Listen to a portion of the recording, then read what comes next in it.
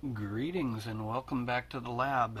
We've got a little bit of an experiment today, and I've already kind of gotten started because I just tried to record a video on how to calculate to power an LED off of a 9-volt battery. It's a long story and it became a long video. Lots of information in there, but I don't think I'm going to bother with that one, so I'm going to try and keep this one short.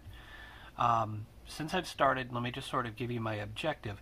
I have an application, I actually have a clock, mechanical clock that has a light, but unfortunately the light just got really dim. It was a neon lamp, and over the time it just got dimmer and dimmer. So I wanted to replace it with LED. I figured out how to do that, but when I put the LEDs in, they ended up, let me just sort of draw a picture.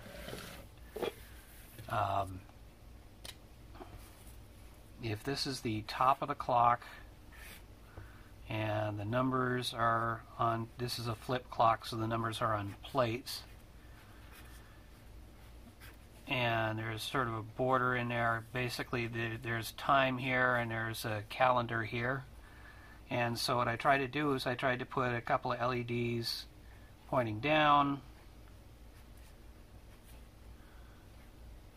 something like this. And what I ended up with was these arcs of color that really kind of look distracting. And what I want is, those are clear top LEDs, kind of like this one here. And so they really give more of a point of light. And I'll show you that in a second. What I wanted was, I wanted something more frosted like this. Now I can go out and get a diffused LED. But I thought, you know, if I've got a bunch of clear LEDs already, I could make my own, and it's worth a little experiment, especially since I've got in my box of LEDs, my collection of LEDs, I have all of these LEDs and even another little 10-pack there that are cold white that I don't really like. So let me just sort of give you a quick demonstration on what I'm trying to do. Let me get a clean piece of paper. Let me bring in, this is my, I'm going to try and get this framed up right here too. This is my breadboard that has the circuit on it that I was actually making a video about, but ultimately you can go find there are plenty of videos out there on how to properly power an LED with a resistor. So let me show you first the direct LED. I hope I got this right. I think I actually just mixed the other one in with the ones I pulled out, but that's okay. And there we go. The light, come on, get in there. It's an old breadboard. It doesn't like to be nice to me. Alright, let me kill the studio lights. I'm going to put a piece of paper above this so you can see the pattern that it's generating. And what I want is, I want that to spread out. It could be dimmer, that's fine, but I want it to spread out. So if I put in my homemade diffused LED, somebody's car alarm is going off.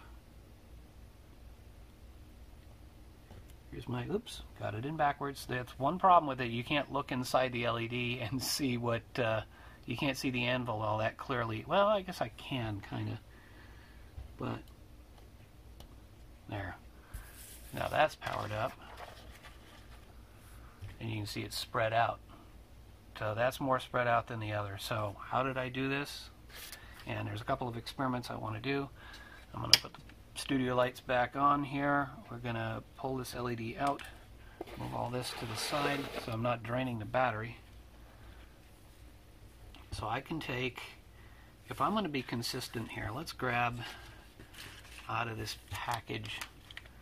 I mean, I can use those cold white LEDs for some other application.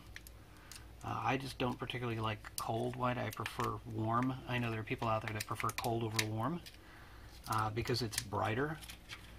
But that's just my preference. And ultimately, I'm using these to experiment because I'm not going to be adding them to anything else, and I've got an abundance of them. If I order up a variety of LEDs, I usually end up with cold and warm, and that's what happened in this case. So now our sample ones, we'll push that off to the side, and so we'll keep one clear one as our control, so to speak. And one thing I want to do, what I'm actually doing is I'm using my rotary tool with, and you can kind of see it got all white, it's just a sanding drum on the rotary tool. This is just the Harbor Freight Drill Master $10 kit, and it comes with the drum and the rotary tool. The only thing I would warn you, and I'm probably going to do a video on this at some point, is that if you use it a little too much, if you use it too hard, then the power supply will burn out. Fortunately, I have an abundance of extra power supplies lying around, so I'll give you a fair warning. This is about to get loud. What I'm going to do is I'm going to try and just grind off the top of it, and we'll be able to compare and see what happens, because this is a rounded top. Let me see if I can get that in frame there, and I'm going to try and flatten it. We'll see if that in itself, sorry, we'll see if that in itself makes a difference. Okay, here we go. Okay, I should probably turn on the exhaust fan for that, but hopefully now this will be, let me get it in frame. Hopefully you can see that's flattened out, but I didn't mess with the clear stuff on the bottom, so I just want to see if that in itself, being now effectively abraded on the top there, if that's going to make a difference. So let's push a couple of these out of the way. We'll bring the rig back in. We'll bring, these are just food containers that I happen to have. Oh, this is nice. I can see that one leg's longer than the other. That makes it easier to figure out which one goes where. Usually the longer leg goes to positive, and there we go. It is lit up. So let's see if I put my piece of paper, how spread out that is. Will kill the lights.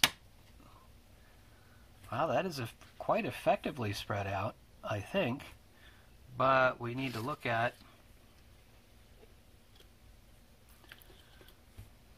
the control.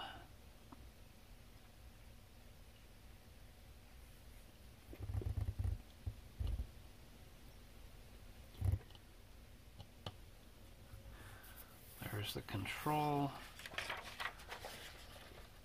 Yeah, you can see how much of a point of light that gives. So just simply doing the top actually does help to diffuse the light.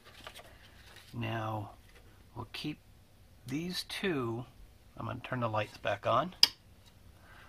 We'll keep these two as initial experiments, and I think the next thing is going to be to take another one of these and just go around, but not on the top, and see if it's still giving me a point of light, or if this helps, if the sides help to diffuse it. So it's going to be the same thing. I'm going to go ahead and use the rotary tool. So fair warning, here comes the noise.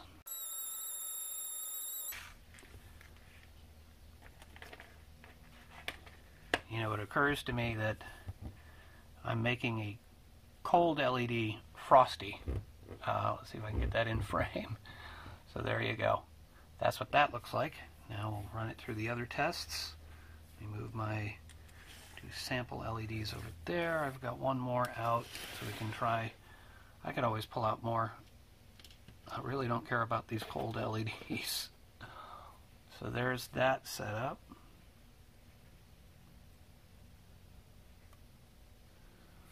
So, you know what, let's do the control LED first.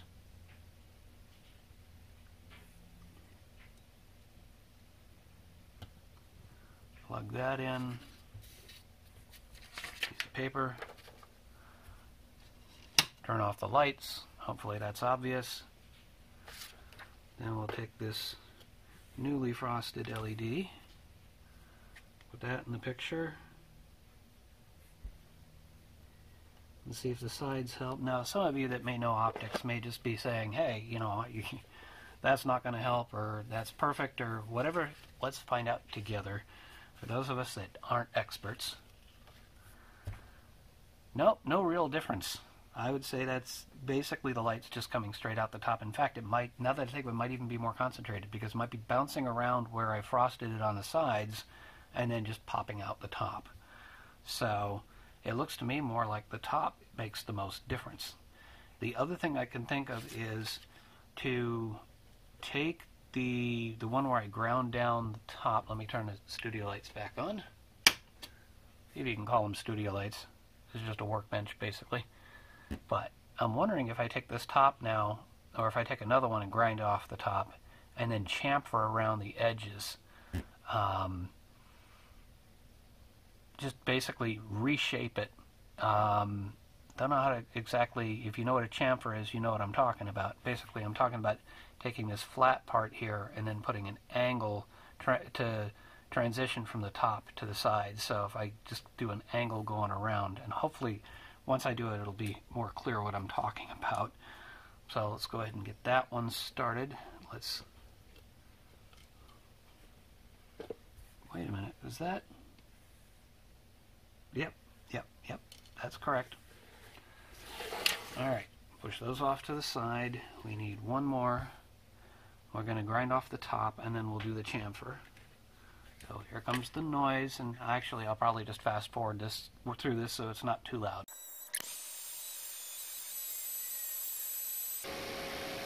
Okay, exhaust fan off. I'm probably going to need to dust the workbench anyway, but that is, let's see if I can get it in, there we go, in frame. So hopefully you can kind of see I created a little bit of a bevel, that would be another word. So let's get our test rig into frame. We get that, we'll go back to our control. I'll kill the studio. Well, I'm not going to kill him yet.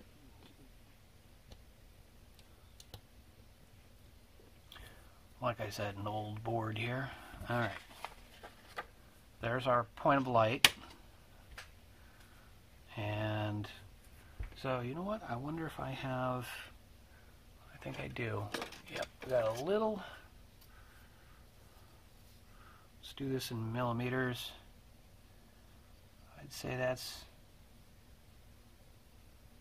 about 10 millimeters across.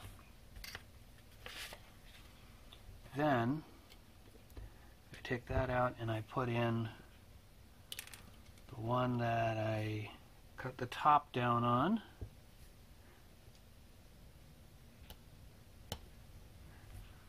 It's kind of lighting up the board itself.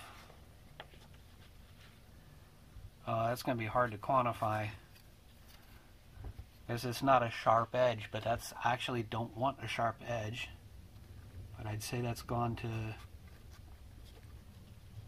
about 40, from 10 to 40, not bad. We'll pull this one off now with our weirdly looking beveled one. Spread the leads a little bit so I can get it in there.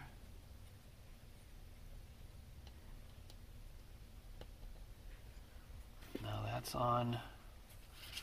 Put our paper on top. That's even dimmer, but I would estimate, yeah, that may have actually taken it to 50 millimeters, give or take. It's really hard to quantify, and I'm not trying to be perfectly scientific, but what I do like with the bevel is the simple fact that it's gone kind of dimmer and it's spread out quite a bit. I'm not sure if that's better than just the flat top. It definitely seems like it's dimmer.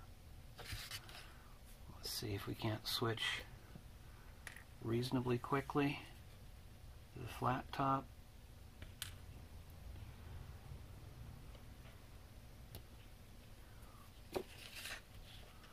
The flat top is also frosted.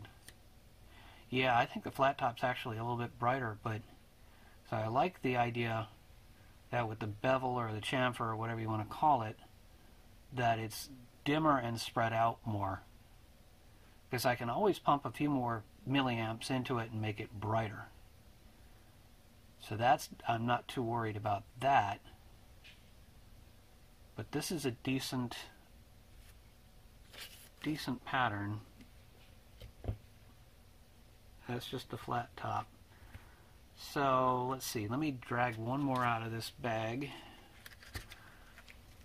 The last thing I want to try is I'm just going to go all the way around the outside, the cylinder of it, and then I'm going to also flatten it. So we'll give that a shot.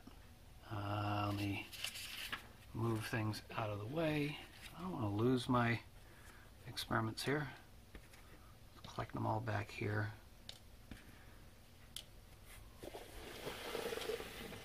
There we go. That's out of the way. I'm going to turn the fan back on, and I'm going to do this. I'll just fast forward through it.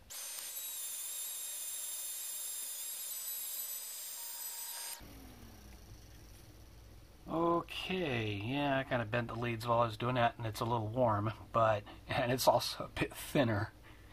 I put my LED on a diet. But let's see what this looks like now compared to the others. I don't necessarily want to compare against all of them. Now that we kind of have an idea of the spread of the light and the dimness of the light, just in other words, kind of a softer version of the light. Not soft white as in warm, but just less harsh.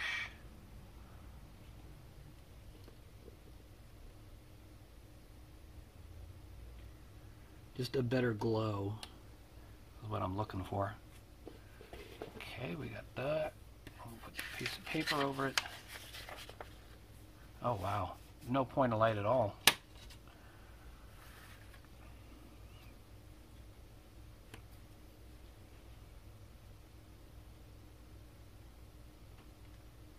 Yeah, I'd say that's about the same as just putting the chamfer on it. So I don't really have to make the whole thing skinny. But that is a nice soft glow there. If I were to kill the rest of the lights around here, it'd be a little bit more obvious. But hopefully you can kind of see what I'm going for. So I'm going to turn the lights back on.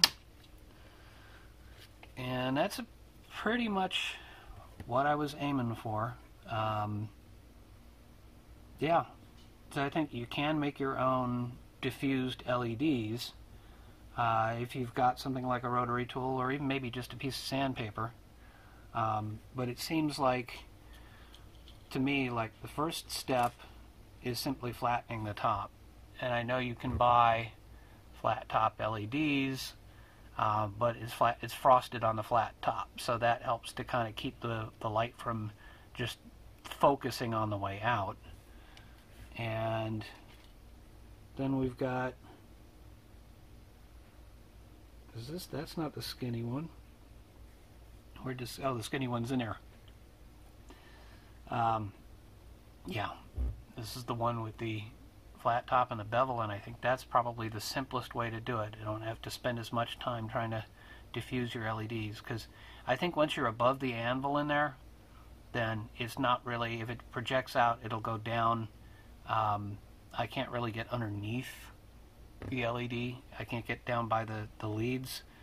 So a true diffused LED is probably diffused all the way around, including that. But this is just sort of my experiment. So maybe somewhere this will help somebody if they have a particular application. I think the skinny may be going overboard because I may be taking a chance on kind of grinding right into the actual anvil. So I think I'm going to stick to the top and the bevel. That gives me a pretty good soft light.